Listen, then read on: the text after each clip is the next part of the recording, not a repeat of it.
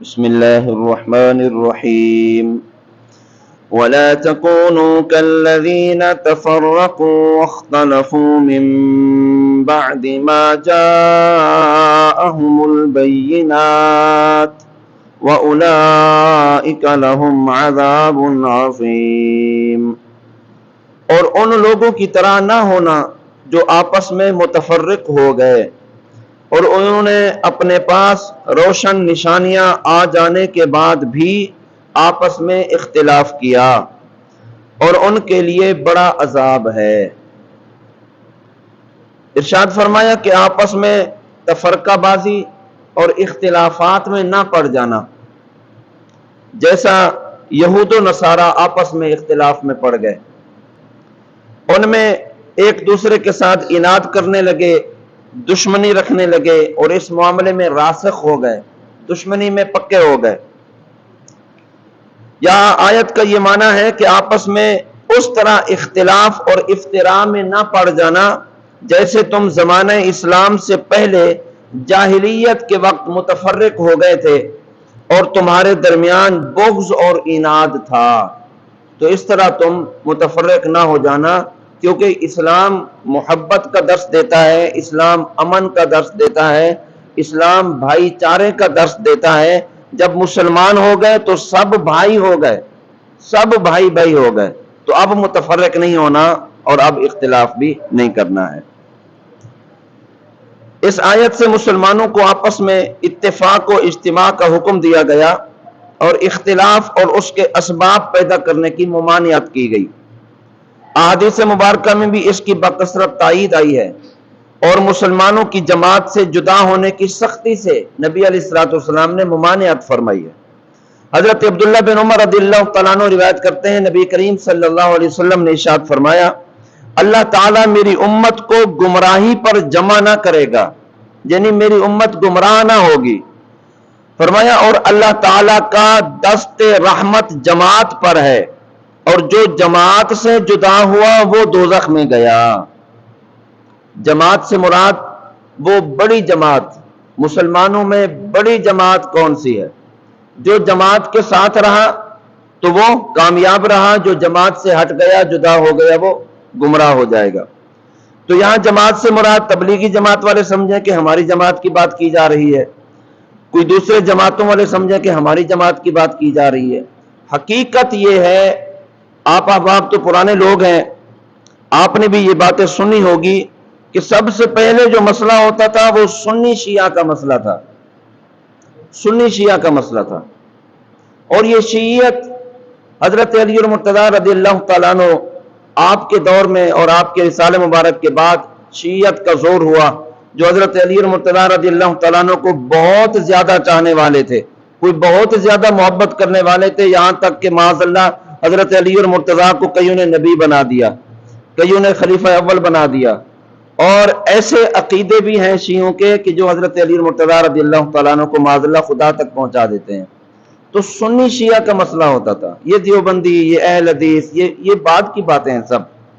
تو اس شیعت سے پہلے کون سی جماعت تھی؟ سنی شیعہ کا مسئلہ ہو رہا تھا، تو شیعت سے پہلے کون سی جماعت تھی؟ شیعوں سے بھی پہلے جو جماعت تھی وہ جماعت صحابہ تھی، اور اس کا نام اہل سنہ و جماعت تھا۔ تو اہل سنت و جماعت یہ وہ جماعت ہے کہ جو نبی علیہ الصلوۃ والسلام سے اور صحابہ کرام کے دور سے چلتی آ رہی ہے، بعد میں شیعہ پیدا ہوئے، اور یہ تو 200-250 سال پہلے کی بات ہے کہ بعد میں جو کوئی دیوبندی بن گئے، اہل حدیث بنے، پھر اہل حدیثوں سے دیوبندی بنے، اب دیوبندیوں میں پھر کئی فرقے ہیں۔ تو جماعت سے مراد اہل سنہ و جماعت ہے۔ تو حضور صلی اللہ علیہ وسلم نے ارشاد فرمایا جو جماعت میں رہا وہ گمراہی سے بچ گیا، اور جو جماعت سے جدا ہوا تو وہ گمراہ ہو گیا۔ تو جماعت سے مراد یہ جماعت ہے۔ تو اللہ کا کرم ہے ہمارے اوپر، اللہ کا احسان ہے کہ اللہ تعالیٰ نے ہمیں اہل سنت میں رکھا ہے، اسی جماعت میں ہمارا جینا ہے، اور اسی جماعت میں انشاءاللہ ہمارا مرنا ہوگا۔ یہ وہ حقیقی جماعت ہے کہ جو صحابہ کرام کے طرز عمل پر، نبی علیہ الصلوۃ والسلام کے بتائے ہوئے احکامات پر عمل پیرا ہے۔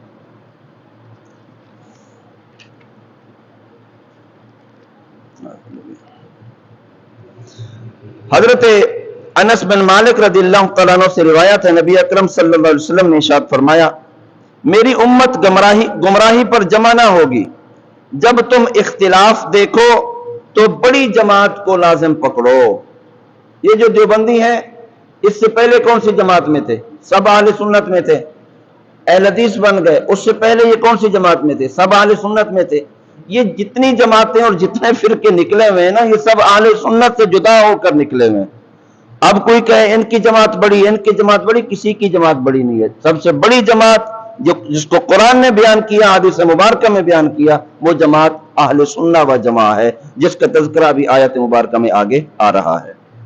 तो आजकल जो फिरका पैदा होता है वो इस हुक्म की मुखालफत करके ही पैदा होता है और मुसलमानों में तफरकाबाजी के जुर्म का मुर्तकिब होता है, और हदीस पाक के मुताबिक वो जनाब वो शैतान का शिकार है।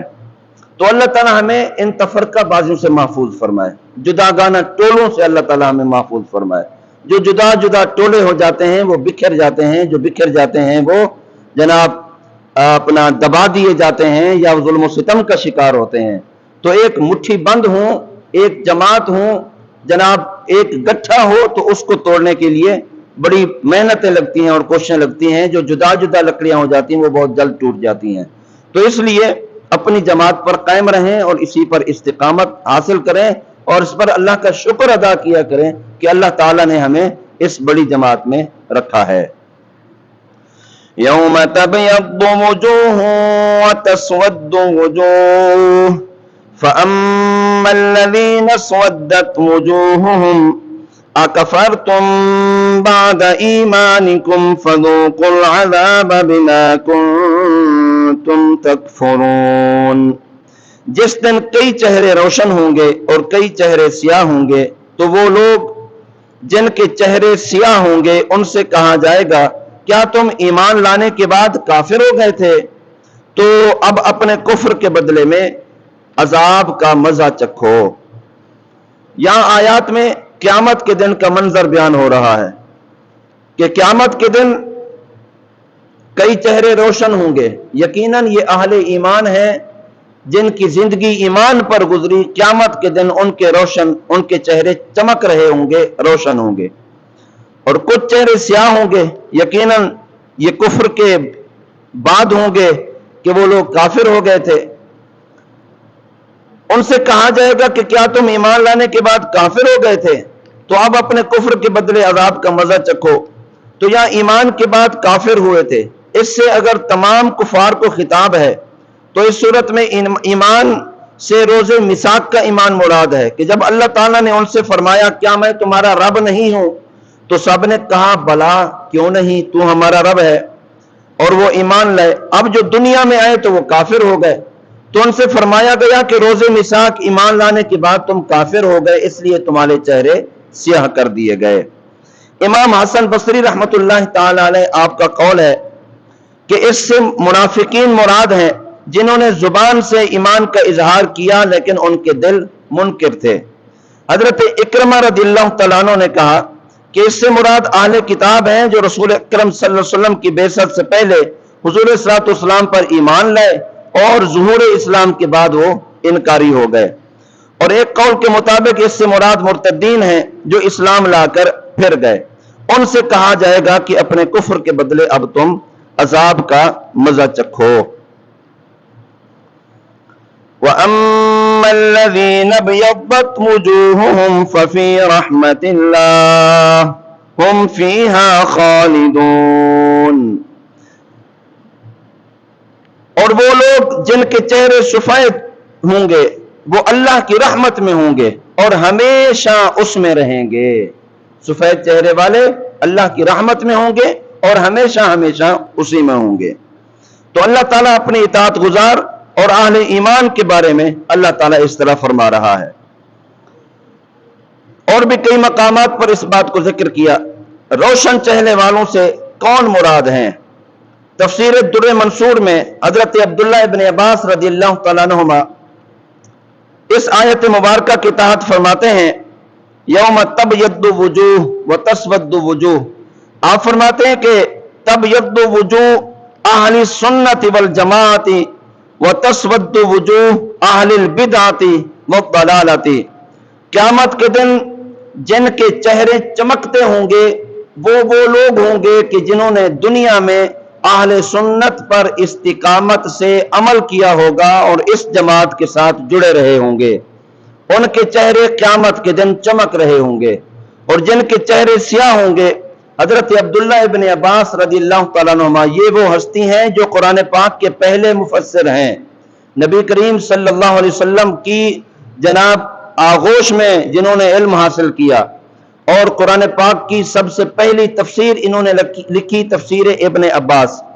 وہ کہہ رہے ہیں کہ قرآن نے کہا جن کے چہرے سفید ہوں گے وہ اہل سنہ و جماع ہیں، اور جن کے چہرے سیاہ ہوں گے وہ فرمایا بدعتی اور گمراہ لوگ ہیں جن کے چہرے قیامت کے دن سیاہ ہوں گے۔ اور اسی طرح اسی میں حضرت عبداللہ ابن عمر سے ایک حدیث پاک بھی روایت ہے، نبی کریم صلی اللہ علیہ وسلم نے اللہ تعالیٰ کے اس فرمان کے بارے میں فرمایا کہ یوم تبیض وجوہ وتسود وجوہ، کن کے چہرے روشن ہوں گے اور کن کے چہرے سیاہ ہوں گے۔ نبی علیہ الصلوۃ والسلام نے ارشاد فرمایا کہ قیامت کے دن اہل سنت و جماعت کے چہرے سفید چمکتے ہوں گے اور گمراہوں کے چہرے سیاہ ہوں گے۔ دوسری روایت میں بھی اسی طرح ملتا ہے۔ تو یہاں سے پتہ چلا کہ جن کی زندگی اس جماعت پر گزری جس جماعت کا تعلق جماعت صحابہ کے ساتھ تھا، جس راستے پر صحابہ کرام چلے، تابعین تبع تابعین اولیاء کاملین جس راستے پر چلے، جو لوگ اس راستے پر چلے ان کے چہرے قیامت کے دن چمک رہے ہوں گے، اور جو لوگ اولیاء کاملین کے راستے سے ہٹ گیا، صحابہ کرام کے راستے سے ہٹ گیا، قیامت کے دن ان کے چہرے سیاہ ہوں گے اور یہ لوگ گمراہ ہیں۔ تو اللہ تعالی ہمیں اہل سنہ و جماعت پر استقامت عطا فرمائے، اسی پر ہمارا جینا ہمارا مرنا ہو، اور قیامت کے دن اللہ تعالی ہمیں سرخروئی نصیب فرمائے۔